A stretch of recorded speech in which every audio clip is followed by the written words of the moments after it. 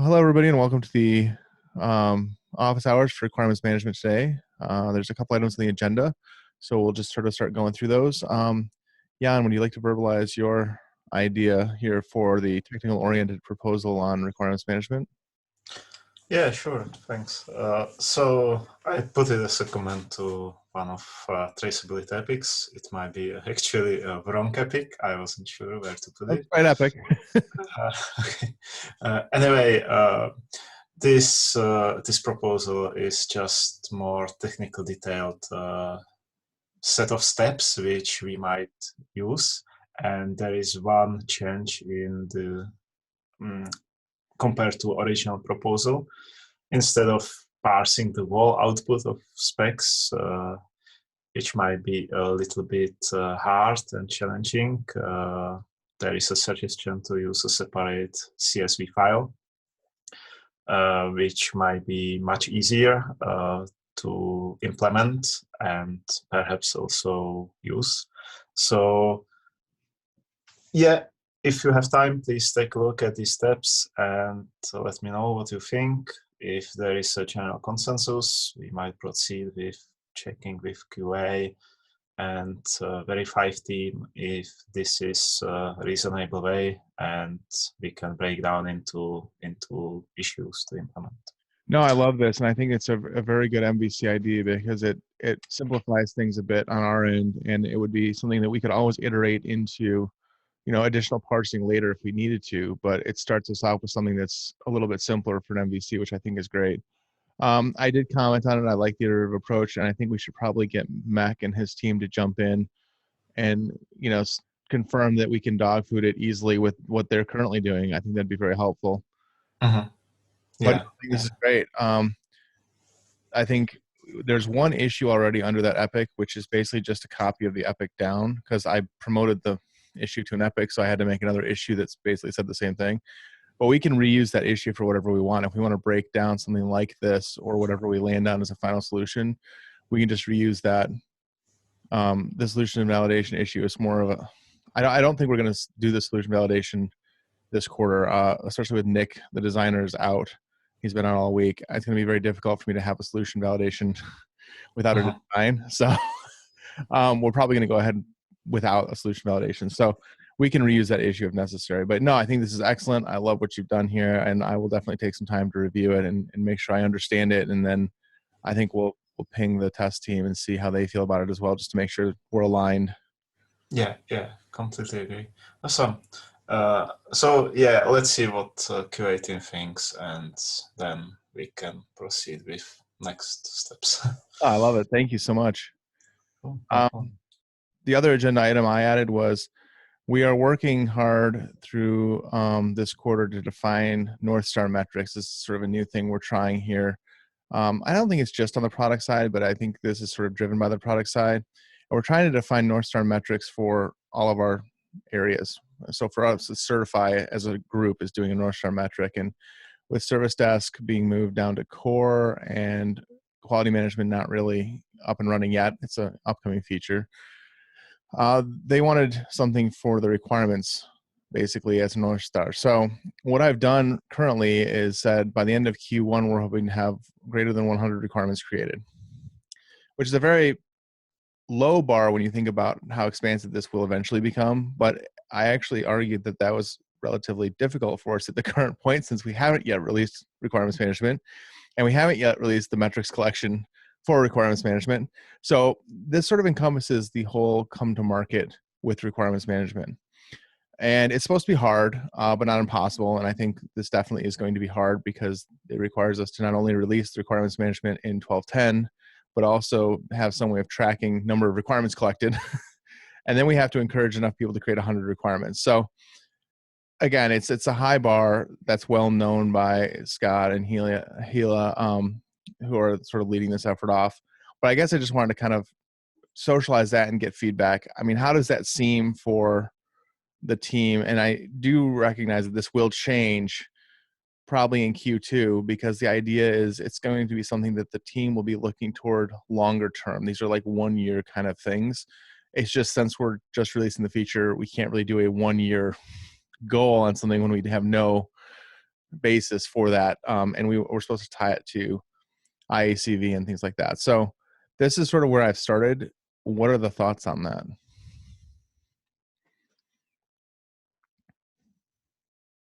We love it.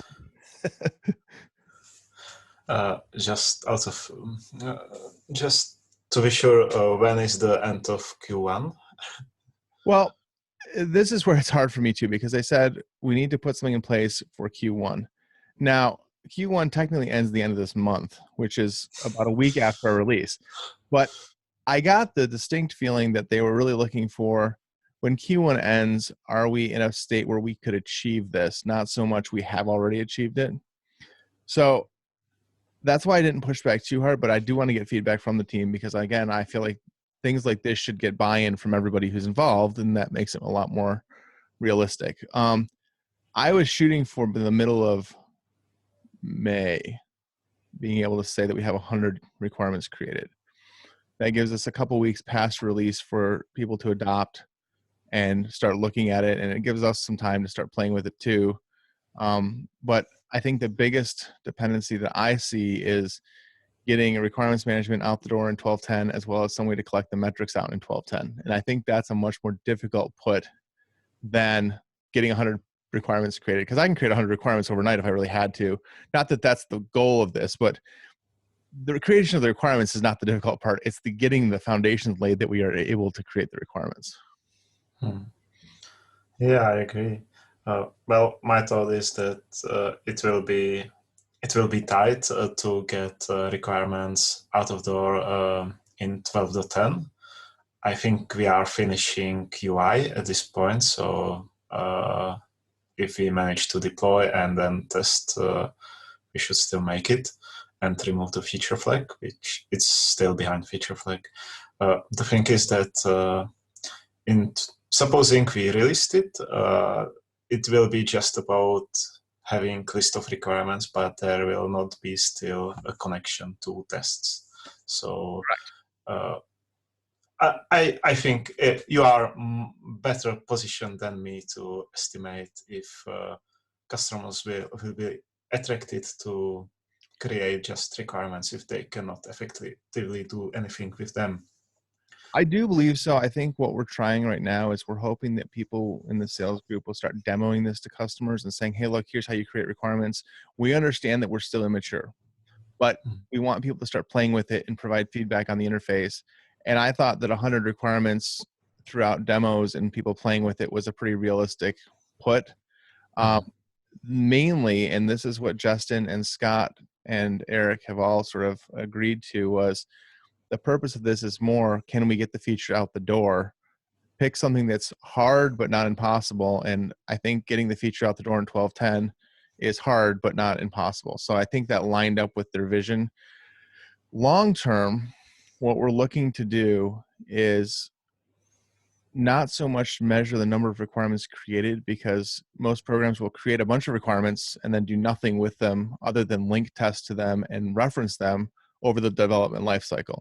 So long term, we would like to measure interactions with requirements, creating a link, viewing the requirements, because that shows that people are then referencing those requirements, which is what really provides the value of requirements management. It's not being able to create requirements, it's being able to have a single source of truth that you link all your things to.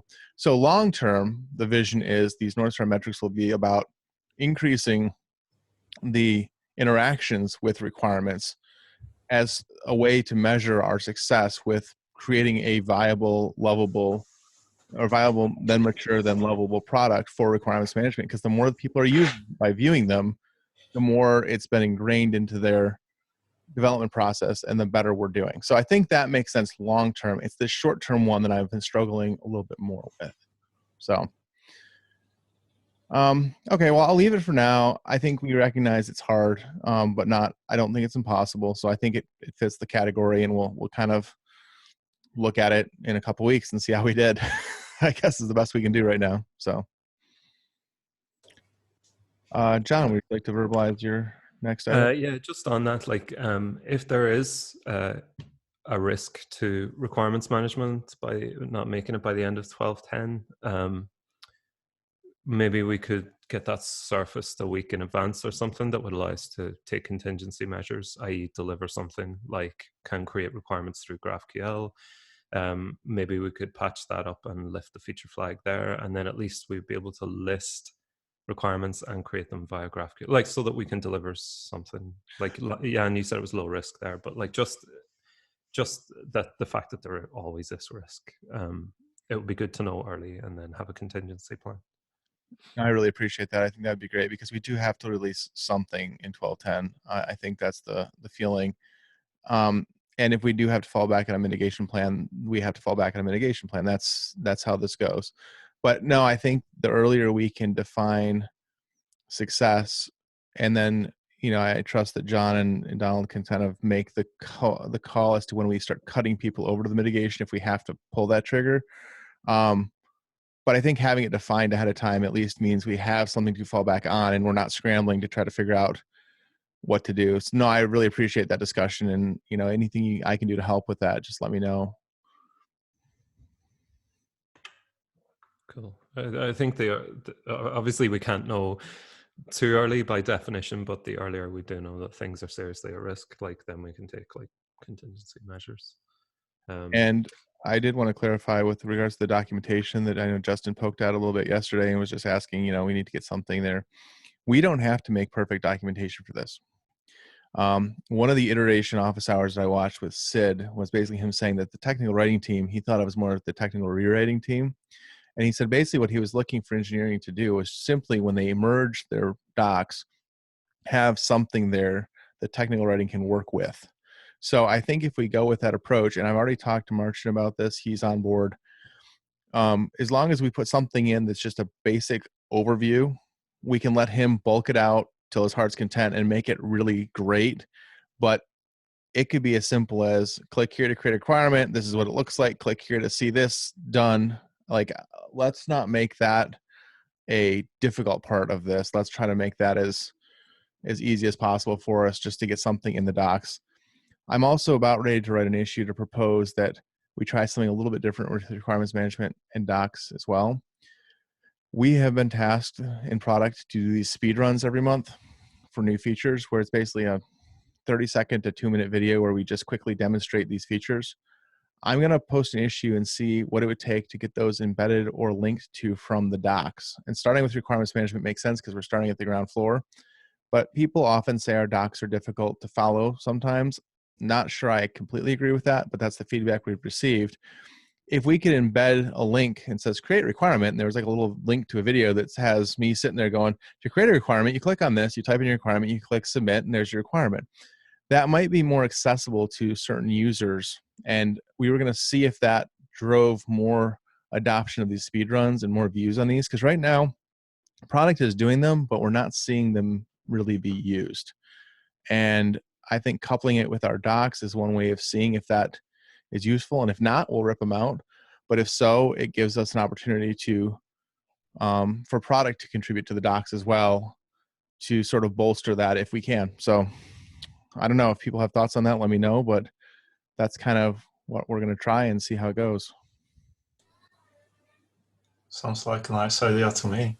Regarding documentation, I will let Kushal, I will ping him about this video because the thing is that user documentation will be more responsibility for front-end team and documentation team, and I will take care only for API documentation. Yeah. So yeah, cool. No, that makes great sense. I didn't really know how to do videos for API portion. I was going to mainly do videos demonstrating the front end because I think that's where most of our users will be. But again, I was hoping to make it so that also if team members in engineering wanted to create speed runs as well, like if they found some neat way of accomplishing something, I want to make this open to everybody where we can just do a quick video when we find things in our product that are, oh, that's a neat way of doing that. I should make a 30-second clip on it. Why not? It gives people a chance to contribute, and hopefully it'll help our users in an organized fashion. Because the complaint right now is people have complained about the docs, and that's one thing, but people also say that our unfiltered channel is so difficult to find things on that if you wanted a speed run for something, it's hard to find. So this sort of links them together. I think our documentation is searchable right now, which is a huge plus to it. And if they can link out to the unfiltered content or wherever we end up hosting these speed runs, then it makes them very accessible as well. And we're just making everything more accessible. So we'll see. Maybe it will flop. I don't know, but you won't know until you try. So we're going to go for it. Cool. Anything else? Yeah, I just mentioned in the agenda there that it just kind of occurred to me that as the halfway to automatically interacting with pipelines, it's possible in a pipeline currently to define a manual job that requires that blocks an MR until somebody does something or checks something. So possible we could automatically insert a job for requirements management that requires a manual check. So before we have to take the output of jobs, you know, check it for certain things and all that automation, the first step could be to insert a manual check. Was this requirement met? And if that's not, like, the pipeline's not successful until that requirement is checked off by somebody. Just a thought. Like, no, I think that's another excellent way we could iterate on this. So I think these are great discussions. I think what we probably want to do is sort of, I'd love to do it asynchronously, but I also think that having the discussion is helpful as well. So I don't know the best way to go about this, but I think we should start adding these to that epic that Jan sort of added his ideas to as well, and try to figure out, what makes sense. Maybe that's the first step toward Jan's solution, which is the first step toward a scraping solution. And maybe we can define these sort of simple steps we can take over the next few releases that are very achievable and will show, immediate value. Because I think that description of what you said doesn't require any change on our part. It's already there. We're just using built-in mechanisms in a different way. we'd need to figure out, I'm not sure exactly how this works, but we would need to basically add something to the pipeline for requirements management. Okay. So that every pipeline that runs checks to see if any requirements need to be checked off. Okay. But it would only happen, I guess, for ultimate customers anyway. So, like, there would be limited kind of overhead in doing that. Yeah. And then they would have to define some requirements for those to actually be inserted in the pipeline. And maybe as well define something on the requirement, like, is this a block-in requirement? And if it isn't, ignore it in the pipeline. Right.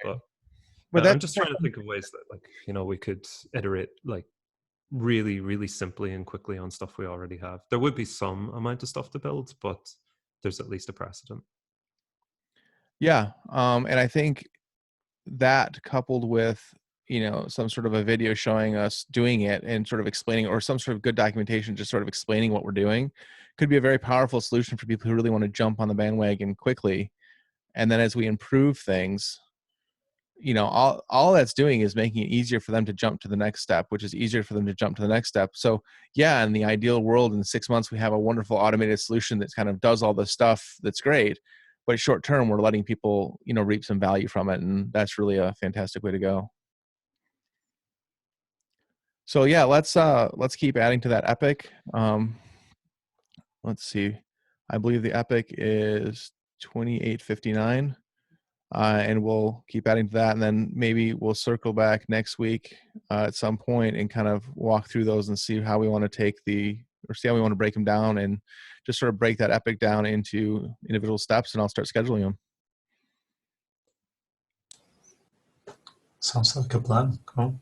Excellent. Thank you so much for your hard work on this. This is super exciting. I've talked to a lot of people who are incredibly excited to see this come out. So this has really, really been a fun one for me.